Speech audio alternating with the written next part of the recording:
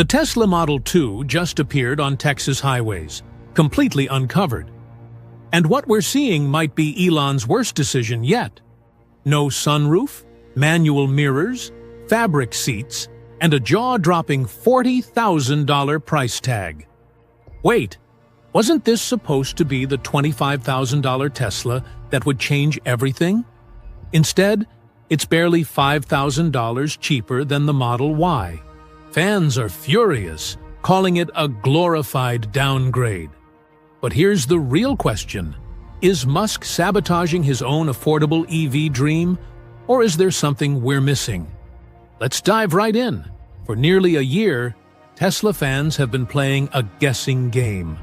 Every time a camouflaged prototype rolled through Fremont, Austin, or even China, the same question burned. What is Tesla hiding? The internet exploded with design mock-ups, wild theories, and one massive hope that Elon Musk would finally deliver on his promise of a $25,000 Tesla that could put EVs in every driveway. But now, the camouflage is off, and the reality is forcing us to ask some hard questions. Let's start with what we can see. The front end is clean and minimalist, but noticeably simpler than the Model Y. Gone is the signature LED light bar. Instead, you get separate, narrow headlights, functional but basic. The Model Y sports that premium LED strip up top with main lights below. The Model 2? Traditional headlights, period. Here's what caught my attention. Videos of this car driving at night show the illumination is noticeably limited. For a company that stakes its reputation on safety and autonomous driving, this seems like an odd place to cut corners. Tesla clearly made a choice here. Save money on lighting to hit a price target. The rear tells a similar story. No striking tail light bar like the Model Y. Just a plain black horizontal strip that frankly looks dated. It doesn't even carry the Tesla badge stretched across it. But there's something stranger. The trunk lid doesn't align properly with the body panel below it. You can see it overlapping by about an inch, even from a distance on the highway. Is this just a pre-production quirk that'll be fixed before launch? Possibly, but it raises questions about how rushed this development process has been. This is where opinions split dramatically, and honestly, both sides have valid points. Tesla removed the panoramic glass roof. You get a solid metal top instead. No power-adjustable mirrors or steering wheel, which means no easy entry feature and limited driver profile functionality.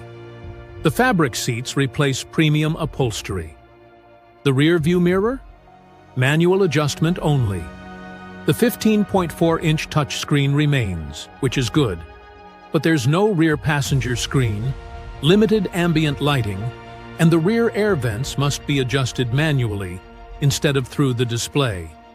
It's essentially the same setup as the old pre-refresh Model Y. Even the HEPA air filtration system got the axe. Now, here's the honest truth. Most of these are luxury features, not necessities. Panoramic roofs, power folding mirrors, fancy ambient lighting. They're nice, but they don't affect how the car drives. If removing them significantly drops the price, many buyers will accept that trade-off. But that's the problem. The price hasn't dropped enough to justify these cuts. According to leaked information, the Model 2 will start at $39,990. That's only $5,000 less than the Model Y long range at $44,990, and just $2,500 less than the Model 3 RWD at $42,490. Remember Elon's $25,000 promise? We're looking at a nearly $15,000 gap between promise and reality. Social media reactions have been harsh, but understandable. People are pointing out they could buy a Chevy Equinox EV or 2026 Hyundai Ioniq 5 for thousands less. Others say they'd rather pay the extra $5,000 for a full-featured Model Y. When you lose features but don't save much money, the value proposition crumbles.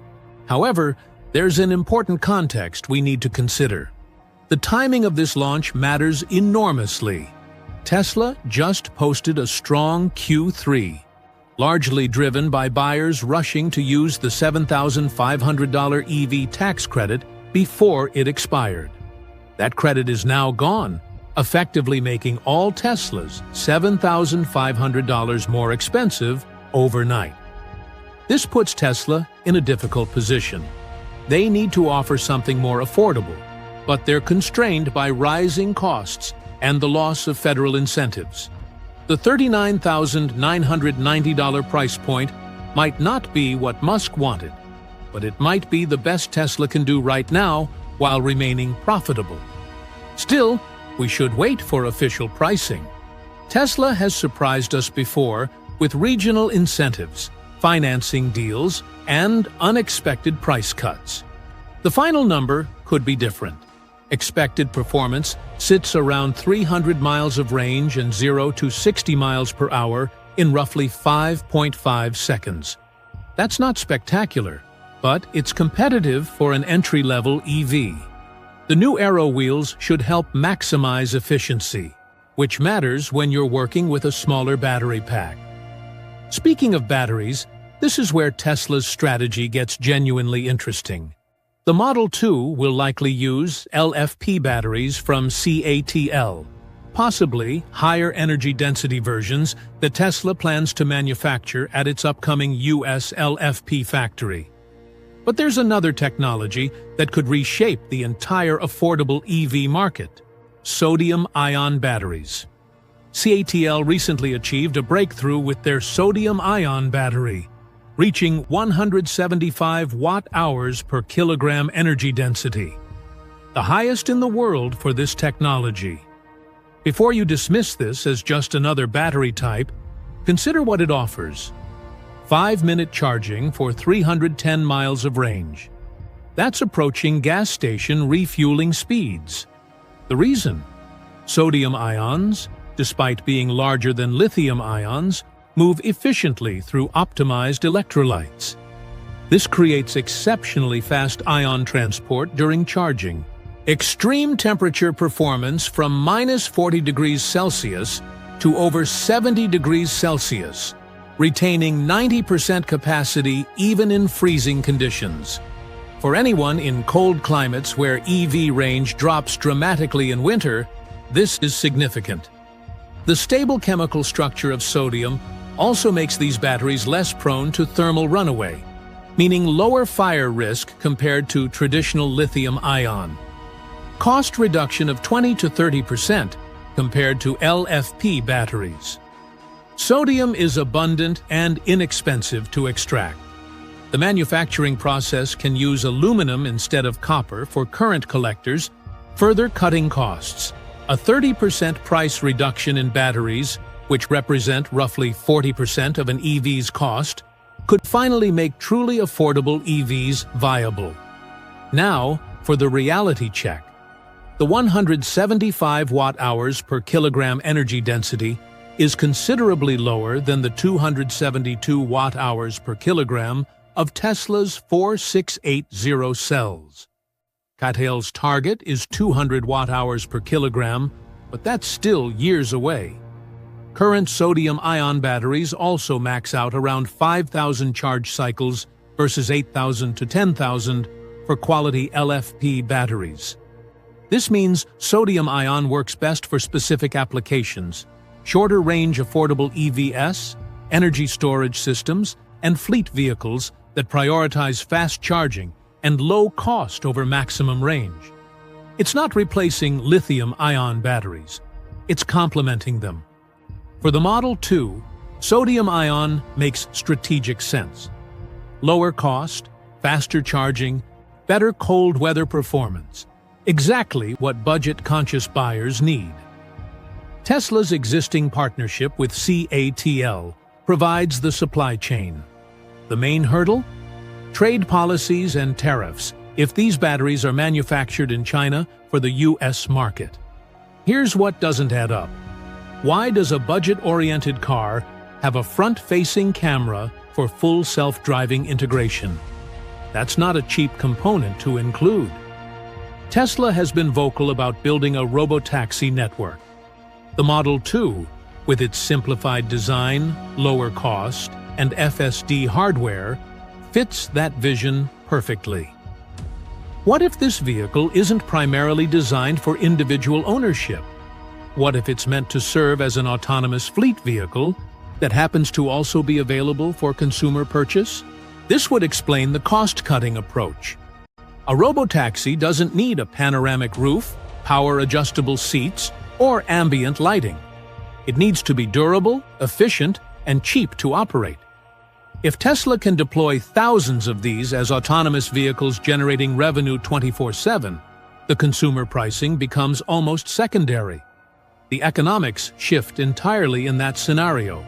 A $40,000 car that operates constantly as a robotaxi could generate far more value than a $25,000 car sitting in someone's driveway 95% of the time.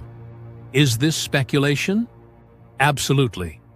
But it aligns with Musk's stated vision and explains why this car feels like it was designed for a different purpose than traditional consumer ownership. What do you think Tesla is really building here? Is this a compromised budget EV or the foundation for an autonomous fleet? Drop your perspective in the comments below. So here's what this really means. Tesla isn't just building a cheaper car. They're testing whether the market will accept a fundamentally different kind of EV. One designed for function over flash, built for autonomy over ownership. The $40,000 price tag isn't Elon's worst idea. It's a calculated bet that enough people will choose practicality and cutting-edge charging technology over luxury features they rarely use. And if sodium-ion batteries deliver on their promise, we're looking at 5-minute charging becoming standard across the industry within 5 years. But this is just the beginning. Tesla's US battery factory breaks ground next year. CATL is already scaling sodium-ion production. Every major automaker is watching this launch because whoever cracks the affordable EV formula wins the next decade of transportation. The real question isn't whether the Model 2 succeeds. It's what happens when autonomous fleets become cheaper to operate than personal car ownership. That shift changes cities, changes how we work, changes everything. What's your call? Will you buy the Model 2 at $40,000, or are you holding out for something better? Drop your honest take below. This is Tech Revolution, where we break down what's actually happening in transportation and tech. Hit subscribe if you want the real story, not just the hype. See you in the next one.